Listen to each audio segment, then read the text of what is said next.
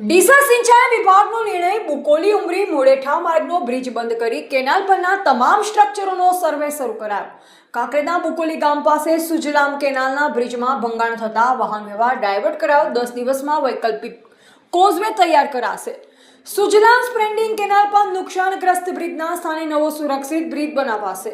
તારીખ 30/6/2026ના રોજ કાંકરેજ તાલુકાના બુકોલી ગામની સીમમાં આવેલ સુજલામ સ્પ્રેન્ડિંગ કેનાલની સાંકળ નંબર 280-795 કિમી પર આવેલા ઓડીઆર બ્રિજ ઉમરી મુડેઠા માર્ગ પર રાત્રિ સમયે ભારે ડમ્પરની અવરજવર થવાના કારણે બ્રિજના સ્લેબના કોન્ક્રીટમાં નુકસાન થતા બે સ્થળે ભંગાણ પડી હોલ સર્જા હોવાનું ધ્યાને આવ્યું હતું।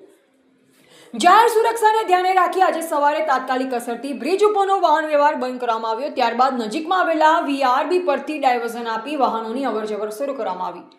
ઉપરાંત હાલના બ્રિજની બાજુમાં કોઝવે પ્રકારનું વૈકલ્પિક ડાયવર્ઝન બનાવવાની કામગીરી પણ તાત્કાલિક ધોરણે શરૂ કરવામાં આવી, જે અંદાજિત 10 દિવસમાં પૂર્ણ કરવામાં આવશે।